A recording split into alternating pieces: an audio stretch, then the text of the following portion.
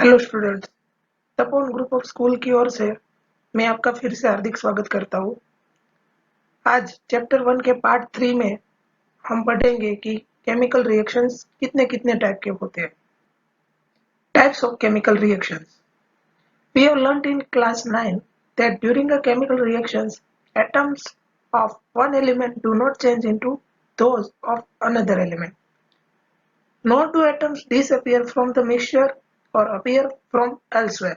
इसका मतलब ये है कि कोई भी केमिकल रिएक्शन है उसमें कोई भी एटम बाहर से आता नहीं है, या तो जो भी एटम प्रोसेस से पहले है मतलब कि रिएक्टेंट है वहां से कोई भी एटम डिसअपियर भी नहीं होता है। Actually chemical reactions involve the breaking and making of bonds between atoms to produce new substance. Chemical reaction क्या है कि जो भी बॉन्ड्स है कंपाउंड के बीच में वो बॉन्ड्स ब्रेक होता है और फिर से जो नए सब्सटेंस बनते हैं उन सब के एटम के बीच में बॉन्ड से वो प्रोड्यूस होता है। हमारे केमिकल रिएक्शंस का फर्स्ट टाइप है कॉम्बिनेशन रिएक्शन। कॉम्बिनेशन रिएक्शन दोस्तों किसको बोलेंगे? जिसमें दो रिएक्टेंट ए और बी दोनों मिलके एक नया सब्सटेंस बनाते हैं सी, जिसको हम बोलते हैं प्रोडक्ट। तो कॉम्बिनेशन रिएक्शन समझने से पहले चलिए एक एक्सपेरिमेंट देखते हैं। यहाँ पे हमारे पास एक बाउल में क्विक लाइम है और अगर हम उसके अंदर वाटर ऐड करते हैं तो क्विक लाइम का इक्वेशन है CaO प्लस H2O हमने ऐड किया, विल गिव्स हमें मिलता है CaOH ट्वाइस। आप ये एक्सपेरिमेंट में देख सकते हैं कि जो क्विक लाइम है वो पानी के साथ बहुत तेजी से है वो रिएक्शन देता है। हमने जो एक्सपेरिमेंट देखा वही एक्सपेरिमेंट यहाँ पे एक्सप्लेन किया है। एक्टिविटी 1.4 क्या कहती है? Take a small amount of calcium oxide और quick lime in a beaker. यहाँ पे कैल्शियम ऑक्साइड का ही दूसरा नाम है quick lime. Slowly add water to this, touch the beaker as shown in figure, do you feel any change in temperature? यहाँ पे हमने एक बीकर लिया है, उसके अंदर हमने ऐड किया है कैल्शियम ऑक्साइड और जैसे हम उसके अंदर वाटर ऐड करेंगे तो यहाँ पे दोनों के बीच में कॉम्बिनेशन रिएक्शन होता है और अगर हम बीकर को टच करेंगे तो उसका टेम्परेचर है वो बहुत ही ज्यादा हाई होता है। इसका मतलब जो भी केमिकल रिएक्शन में एनर्जी गेन होती है, एनर्जी हमें मिलती है आउटपुट में, उसको बोलते हैं हम एक्सोथर्मिक रिएक्शन। जैसे हमने पहले देखा था calcium oxide reacts vigorously with water to produce slake lime, जिसका दूसरा नाम है कैल्शियम हाइड्रोक्साइड। ये केमिकली नेम है और स्लेक लाइम उसका लोकल नेम है। Releasing a large amount of heat, बहुत ज्यादा अमाउंट में हीट मिलती है जो कि हमने एक्सपेरिमेंट में देखा। इसका मतलब हमें ये अगर केमिकल इक्वेशन लिखना है ये प्रोसेस का तो हम लिख सकते हैं CaO plus H2 will give CaOH twice. यहाँ पे हमारे पास जो क्विक लाइम था वो सॉलिड था, पानी जो हमने ऐड किया वाटर वो था लिक्विड फॉर्म में और जो सॉल्यूशन मिला वो था पानी के अंदर का सॉल्यूशन, इसीलिए हमने उसको लिखा एक्वियस। CaO को क्विक लाइम भी बोल सकते हैं और CaOH ट्वाइस को स्लेक लाइम भी बोल सकते हैं। In this reaction, calcium oxide and water combine to form a single product, calcium hydroxide. Such a reaction in which a single product is formed from two or more reactants is known as a combination reaction. कोई भी reaction है अगर दो product एक दूसरे के साथ reaction करके सिंगल प्रोडक्ट मिलती है हमें, तो वैसी रिएक्शन को हम बोलते हैं combination reaction.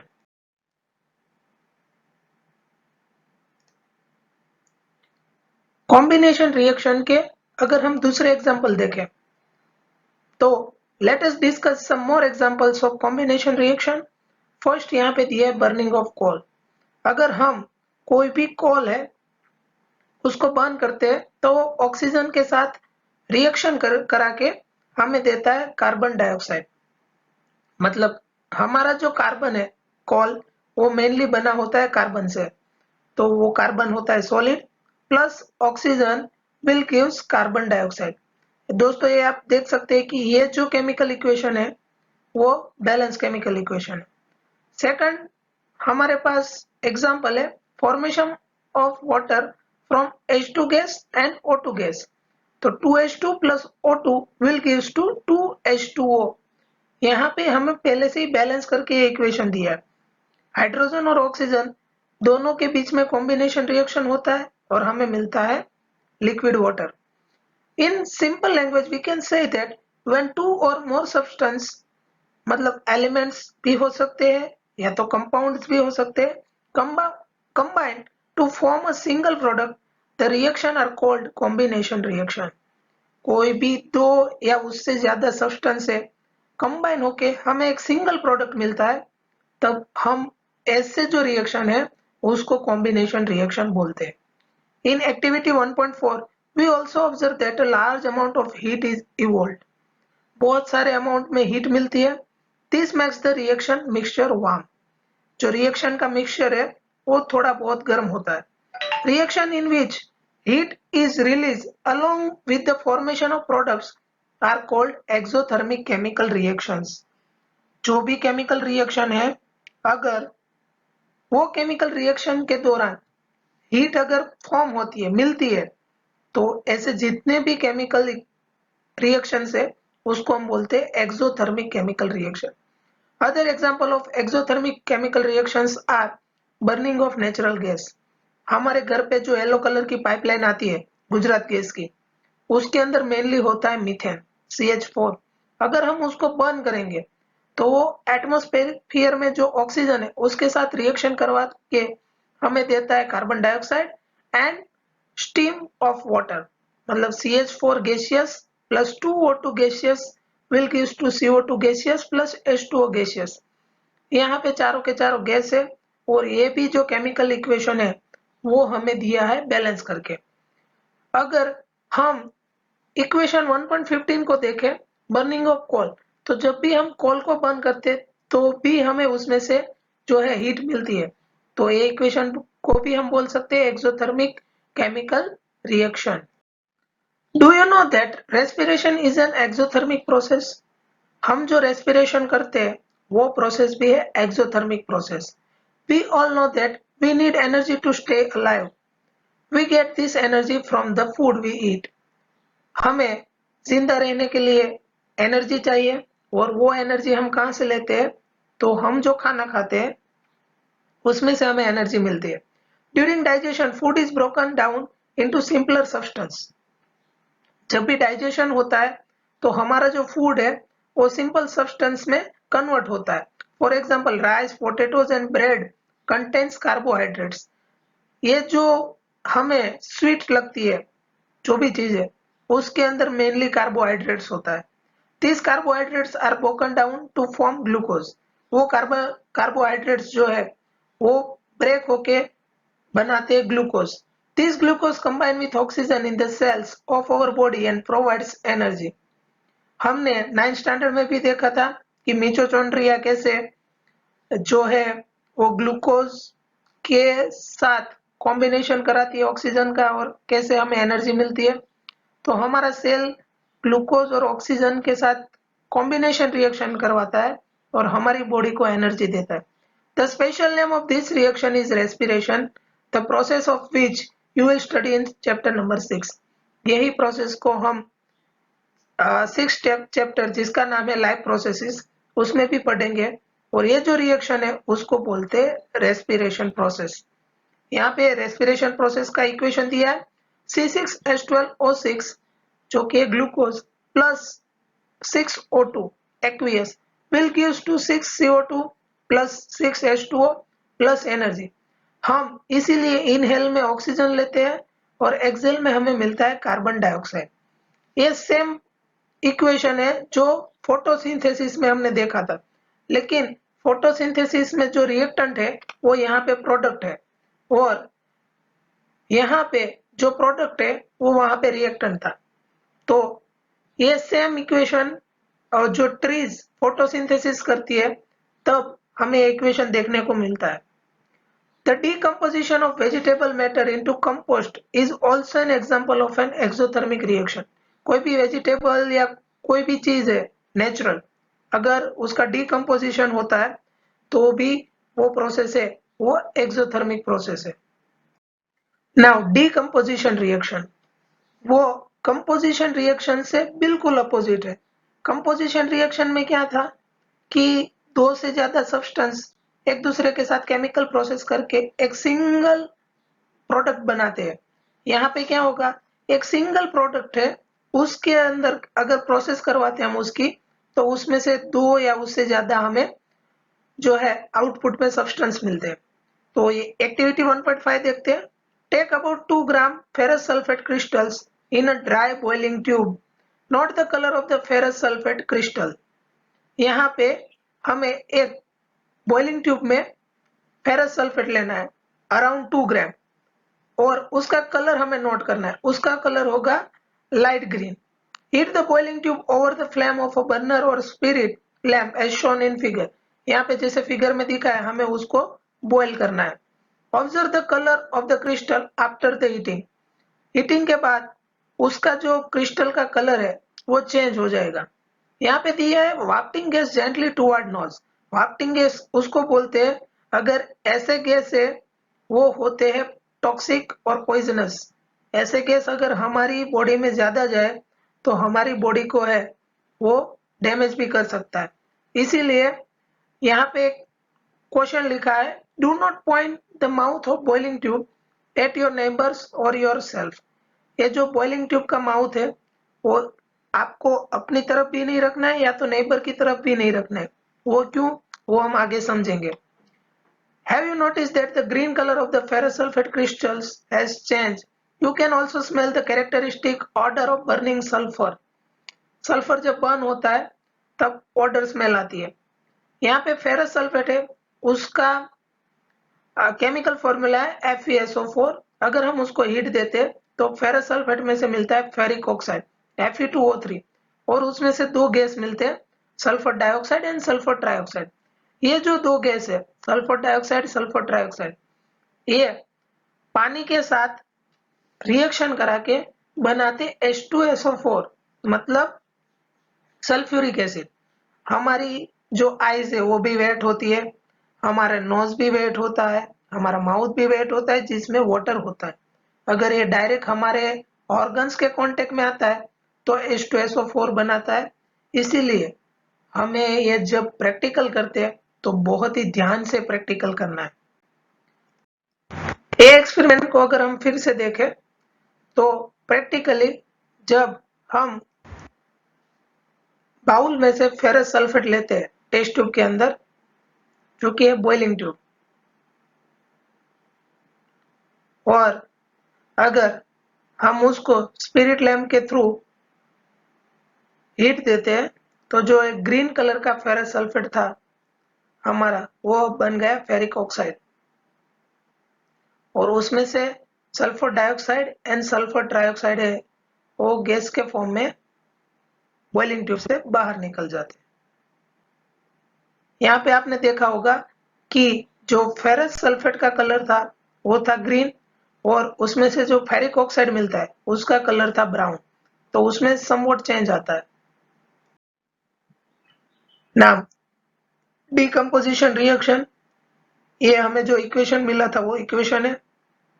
In this reaction you can observe that a single reactant break down to give a simpler product. This is a decomposition reaction. कोई भी एक हाई कंपाउंड है उसको अगर हम प्रोसेस कराते तो हमें सिंपल सिंपल बहुत सारे कंपोनेंट मिलते हैं। This is a decomposition reaction. Ferrous sulphate crystals FeSO4 into 7H2O lose water when heated and the color of the crystals change. ये जो फेरस सल्फेट है उसके साथ वाटर मोलिक्यूल्स भी होते हैं, और जैसे ही हम उसको हीट करते हैं उसके क्रिस्टल का कलर चेंज होता है, क्योंकि पानी के जो मोलिक्यूल्स है वाटर मोलिक्यूल्स वो वेपराइज हो जाते हैं। It then decomposes to ferric oxide Fe2O3, sulfur dioxide SO2 and sulfur trioxide SO3. Ferric oxide is a solid while SO2 and SO3 are gases. ये जो फिजिकल स्टेट थे, हमें हर एक केमिकल रिएक्शन में सबके कंपाउंड के पास उसके फिजिकल स्टेट्स दिखा है।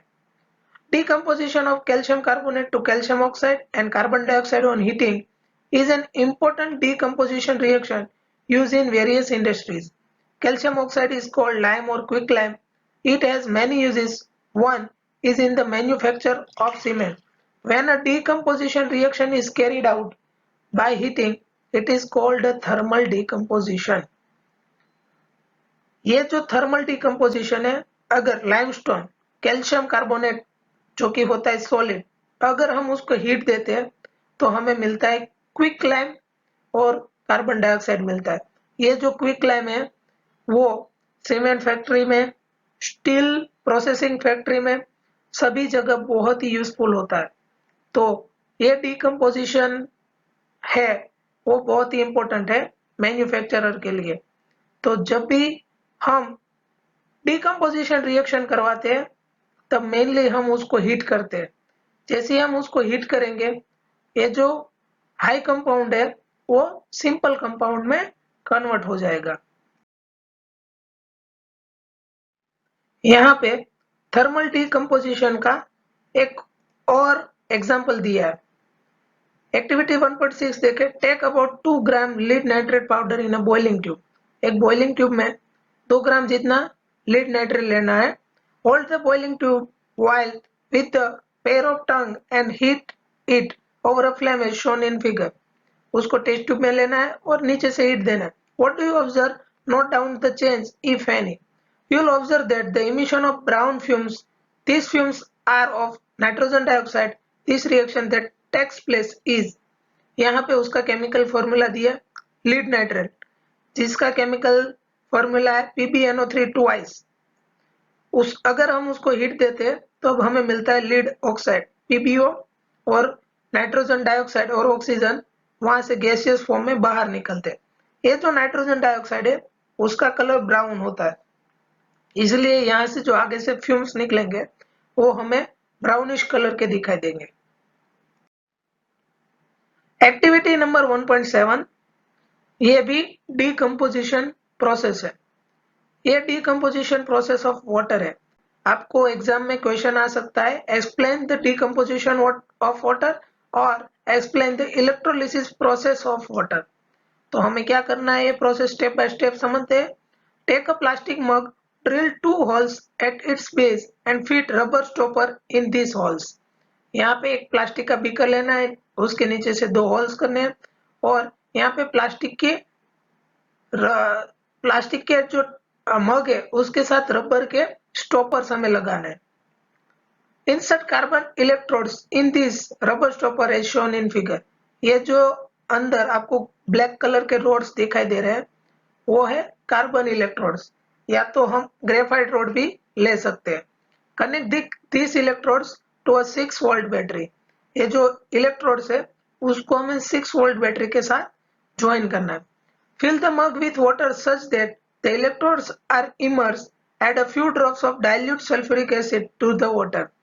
हमें इतना पानी भरना है मग के अंदर कि जो हमारे इलेक्ट्रोड्स है वो पानी में इमर्स हो जाए, डीप हो जाए, और यहाँ पे डाइल्यूट सल्फ्यूरिक एसिड के ड्रॉप्स डालने हैं। क्योंकि हमें पता है कि जो भी प्योर वाटर होता है उसके अंदर से इलेक्ट्रिसिटी हम पास नहीं कर सकते, वो बैड कंडक्टर होते हैं। तो वो जो पुअर कंडक्टर है उसको अगर हमें गुड कंडक्टर में कन्वर्ट करना है तो इसके लिए हमें इसके अंदर डालना पड़ेगा सल्फ्यूरिक एसिड। ये सल्फ्यूरिक एसिड डालने के बाद हमें क्या करना है, take 2 test tubes filled with water and invert them over the 2 carbon electrodes. 2 test tube लेनी है और इसको हमें फ्लिप करके, उल्टा करके ये जो इलेक्ट्रोड है उसके ऊपर रख देना। Switch on the current and leave the apparatus undistributed for some time. यहाँ से करंट को स्टार्ट करना है और हमें इसको ऐसे ही रहने देना है। You will observe the formation of bubbles at both the electrodes. यहाँ पे इलेक्ट्रोड के पास बबल फॉर्मेशन स्टार्ट होता है। These bubbles displace water in the test tube. यहाँ पे टेस्ट ट्यूब के अंदर जो वाटर है वो जैसे ही एयर अंदर आती है वाटर धीरे धीरे कम होता है। Is the volume of the gas collected the same in both the test tube. क्या यहाँ पे एयर का वॉल्यूम है दोनों में सेम दिखाई दे रहा है? ना। यहाँ पे जो एनोड के पास जो टेस्ट ट्यूब है उसके अंदर एयर कम है, और जो कैथोड के पास टेस्ट ट्यूब है उसके अंदर एयर ज्यादा है। Once the test tube are filled with the respective gases, remove them carefully. Test these gases one by bringing a burning candle close to the mouth of the test tube. यहाँ पे question दिया है, this step must be performed carefully by the teacher. What happens in each case? Which gas is present in each test tube? यहाँ पे switch है, anode है, उसके साथ भी एक टेस्ट ट्यूब है, और कैथोड है, उसके साथ भी एक टेस्ट ट्यूब। अगर हम ये प्रोसेस को, इलेक्ट्रोलिसिस ऑफ वाटर की ये प्रोसेस को समझे, तो यहाँ पे एनोड पॉजिटिव है, क्योंकि यहाँ पे एनोड के ऊपर ऑक्सीडेशन होता है, और यहाँ पे कैथोड नेगेटिव है, क्योंकि कैथोड पे रिडक्शन होता है। तो यहाँ पे कैथोड के अंदर जो गैस हमें मिलता है वो गैस होता है हाइड्रोजन, और एनोड के ऊपर जो गैस मिलता है वो होता है ऑक्सीजन। इसीलिए ऑक्सीजन जब H2O का डिकम्पोजिशन होता है तब हमें मिलता है H2 प्लस O2, क्योंकि दोनों डाई एटम्स है। यहाँ पे ऑक्सीजन के 2 एटम है, अगर लेफ्ट साइड हम उसको बैलेंस करेंगे तो यहाँ पे 2 लगाना पड़ेगा, तो हाइड्रोजन के 4 एटम हो गए, तो यहाँ पे हाइड्रोजन के पास 2 लगाना पड़ेगा। अब क्या होता है देखिए, ऑक्सीजन का 1 एटम मिलता है तब हाइड्रोजन के हमें 2 एटम मिलते हैं, इसीलिए यहाँ पे हाइड्रोजन है वो ज्यादा है एज कंपेयर टू ऑक्सीजन। और यहाँ पे एक और क्वेश्चन है कि अगर हम बर्निंग कैंडल को उसके पास लाएंगे तो क्या होगा। तो ऑक्सीजन है वो हीट हेल्पर है, वो जब भी हीट आती है तब वो उसको बर्न करने में हेल्प करता है, और हाइड्रोजन क्या है, सेल्फ बर्निंग गैस है, वो खुद बर्न होता है। तो जब भी कैंडल ऑक्सीजन के पास लाएंगे, ये टेस्ट ट्यूब के पास, तो वो फ्लेम थोड़ी बड़ी होगी, क्योंकि ऑक्सीजन उसको हीट होने में हेल्प करता है। और हाइड्रोजन के पास लाएंगे तो क्या होगा, वो टेस्ट ट्यूब के अंदर जितना भी गैस है वो सडन एक्सप्लोजन के साथ बर्न हो जाएगा। यहाँ पे एक और एग्जांपल दिया है, take about 2 gram silver chloride in a china dish, what is its colour? Place the china dish in sunlight for some time, observe the colour of silver chloride after some time. 2 gram silver chloride लेना है हमें China dish के अंदर। तो जब भी हम silver chloride लेते हैं तो इनिशियली उसका कलर होता है व्हाइट, वो व्हाइट कलर का पाउडर होता है, और अगर हम उसको सनलाइट में रखते हैं तो वो कन्वर्ट होता है ग्रे कलर में। You will see that the white silver chloride turns gray in sunlight. This is due to the decomposition of silver chloride into silver and chlorine by light. तो ये जो सिल्वर क्लोराइड है उसका decomposition होता है in presence of sunlight. तो AgCl will gives Ag plus Cl। यहाँ पे बैलेंस करने के लिए क्लोरीन है वो डायटम से, इसीलिए यहाँ पे Cl2 है, तो उसको बैलेंस करने के लिए यहाँ दोनों साइड हमने 2-2 लगाया। सिल्वर ब्रोमाइड भी सेम वे में डिकम्पोज होता है in the presence of sunlight. तो silver bromide will gives silver plus bromine gas. The above reaction are use in black and white photography. हम जो black and white photography film देखते थे उसको हमने देखा होगा, तो हम उसको जो फिल्म थी उसको नेगेटिव बोलते थे, और अगर उसके अंदर से देखें तो हमें सिर्फ ब्लैक और व्हाइट 2 ही कलर दिखते थे। और ये जब उसके अंदर से फोटो डेवलप करते थे तो वो लैब स्पेशल ऐसे बनाई जाती थी क्योंकि उसके अंदर सनलाइट ना आए। अगर वो फिल्म को हम डायरेक्ट सनलाइट के सामने रख दे तो उसके अंदर का जो सिल्वर क्लोराइड होता है वो वेपराइज हो जाएगा, तो हमें वो फिल्म के अंदर से फोटोज जितने भी है वो डेवलप नहीं कर सकेंगे। What form of energy is causing this decomposition reaction? We have seen that the decomposition reaction required energy either in the form of heat, light or electricity for breaking down the reactants. कोई भी reactant से उसको break करना है decomposition में तो या तो हीट चाहिए, या तो लाइट चाहिए, या तो इलेक्ट्रिसिटी चाहिए। ये हमने सभी एग्जाम्पल के अंदर देखा। Reaction in which energy is absorbed are known as endothermic reaction. इन सभी के सभी डिकम्पोजिशन रिएक्शन में हमने एनर्जी प्रोवाइड की है। अगर एनर्जी मिलती है हमें तो उसको बोलते हैं एक्सोथर्मिक रिएक्शन, और अगर प्रोसेस करने के लिए अगर हमें एनर्जी देनी पड़ती तो हम उसको बोलते हैं endothermic reaction. Thank you very much. Next lecture में हम देखेंगे displacement process, double displacement process, corrosion and rancidity.